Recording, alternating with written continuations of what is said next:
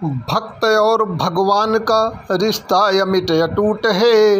रिश्ता सही भगवान का, दुनिया का रिश्ता झूठ है। भक्त के अपमान पर भगवान नारी बन गए। भक्त के आह्वान पर भगवान सारी बन गए। छिलका खिलाया भक्त ने तो प्रेम से हरि खा गए। गर पुकारा प्रेम से तो खंभ फाड़ कर आ गए। साथियों, जय जय सिया राम। साथियों, आज के इस ब्लॉग में चर्चा है भगवान विष्णु के उस अवतार की जो अवतार भगवान विष्णु के समस्त अवतारों में सबसे उग्र अवतार माना जाता है। आप निश्चित रूप से अनुमान कर ले गए होंगे कि हम भगवान विष्णु के नृसिंह अवतार की चर्चा आपसे करने जा रहे हैं, क्योंकि आज भगवान नृसिंह का प्राकट्य दिवस है। ऐसे में ये चर्चा आवश्यक हो जाती है।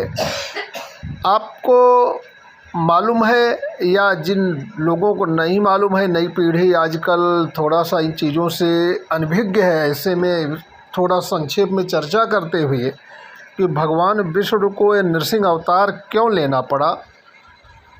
दरअसल दैत्यराज हिरण्याक्ष का जब वध किया भगवान विष्णु ने, तो उसके उत्तराधिकारी के रूप में उसके भाई हिरण्यकश्यप ने अपने संपूर्ण राज्य क्षेत्र में, अपने संपूर्ण प्रभाव क्षेत्र में भगवान विष्णु ही नहीं अपितु समस्त देवी देवताओं के पूजन अर्चन आराधन पर प्रतिबंध लगा दिया और यह सख्त घोषणा करा दी कि उसके समूचे राज्य क्षेत्र में कोई भी व्यक्ति किसी भी रूप में किसी अन्य देवी देवताओं का पूजन आराधन अर्चन नहीं करेगा। सिर्फ और सिर्फ हिरण्यकश्यप को ही भगवान मान करके और उसी की आराधना में समय व्यतीत करेंगे। इसके अलावा अन्य कोई यदि किसी भी देवता या किसी भी प्रकार के अन्य पूजन आराधन में व्यस्त पाया गया, संलिप्त पाया गया, तो उसे दंड दिया जाएगा और वह दंड प्रायः मृत्युदंड ही होगा। ऐसी घोषणा के उपरांत समूचे राज्य क्षेत्र में, उसके समूचे प्रभाव क्षेत्र में समस्त लोग इसको मानने के लिए विवश हो गए और प्रत्येक व्यक्ति स्वयं हिरण्यकश्यप को ही भगवान मान करके उसकी पूजा करने लगा। हिरण्यकश्यप के इस ऐलान को, उसकी इस घोषणा को, उसकी इस व्यवस्था को चुनौती मिली उसके अपने ही घर से, स्वयं उसके पुत्र द्वारा। उसका पुत्र जिसका नाम प्रहलाद था, वह भगवत चरण अनुरागी था, भगवान विष्णु का अनन्य उपासक था और वह किसी भी प्रकार से हिरण्यकश्यप के इन प्रतिबंधों को मानने के लिए तैयार नहीं था।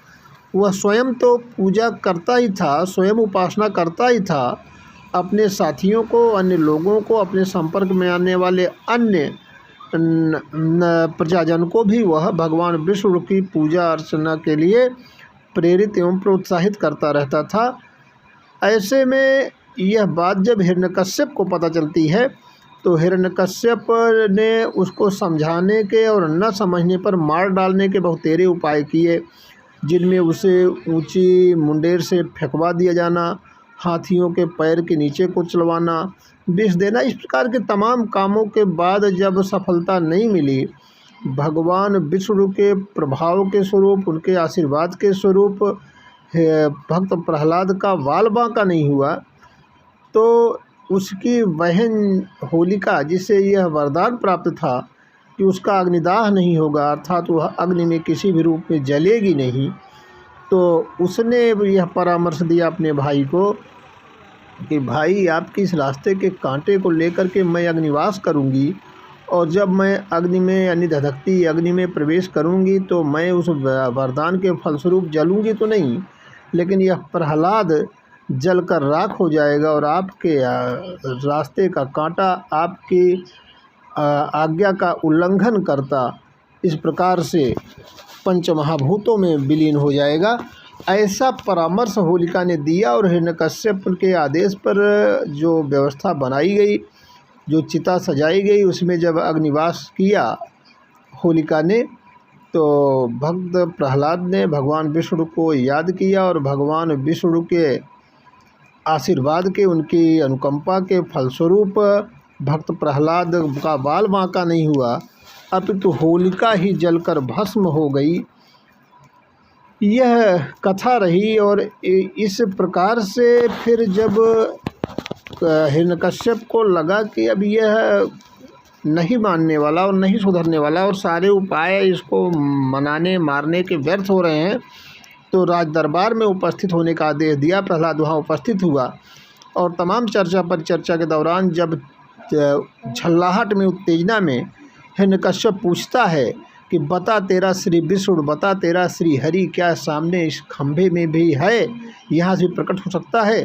तो भक्त प्रहलाद ने जब मुस्कुराते हुए जवाब दिया कि हाँ, हमारा श्री हरि, हमारा विष्णु, हमारा जगत नियंता इस खंभे में भी है, तो क्रोध में आकर के और गदा से प्रहार करके उस खंभे को तोड़ने की चेष्टा करता है हिरण्यकश्यप। और नतीजा होता है कि नरसिंह अवतार होता है भगवान विष्णु का। उस खंभे से भगवान विष्णु आधे नर एवं आधे सिंह के रूप में, नरसिंह के रूप में प्रकट होते हैं। और इस प्रकट होने के पीछे जो कथा है वह संक्षेप में बताता चलूँ। चूँकि हिरण्यकश्यप ने यह वरदान प्राप्त कर लिया था कि उसकी मृत्यु किसी भी प्रकार से न हो, यानी कि उसने जो कंडीशंस रखी थी, जो उसने अपनी दशाएं तय कर ली थी कि नहीं होनी चाहिए, उसमें उसकी मांग थी, जो कि जब वरदान मांगा था तो मांगा था कि भाई हमारी मृत्यु न दिन में हो, न रात में हो, न अस्त्र से हो, न शस्त्र से हो, न घर के अंदर हो, न घर के बाहर हो, न किसी आदमी द्वारा हो, न किसी जानवर द्वारा हो, तो न धरती पर हो, न आकाश में हो। ये सब चीज़ें उसने कहा था। और भगवान विष्णु ने जब नरसिंह अवतार लिया उस खंभे में से, तो उसने कि भगवान विष्णु ने उसकी हिरण्यकश्यप की समस्त जो उसके प्रतिबंध थे, जो उसकी व्यवस्थाएं थीं, जो उसकी दशाएं थीं, उनके बीच से ही रास्ता निकाल करके, मध्य मार्ग निकाल करके और हिरण्यकश्यप का वध किया। उसने कहा था कि हमारी मृत्यु न दिन में हो न रात में हो, तो भगवान ने गोधूलि बेला का चयन किया। न अस्त्र से हो न शस्त्र से हो, तो भगवान ने सिंह के रूप में नाखूनों से पेट चीर कर मार डाला। न धरती पर हो न आकाश में हो, तो अपनी गोद में ही उठा लिया। न घर के अंदर हो न बाहर हो, तो घर की चौखट पर रख लिया।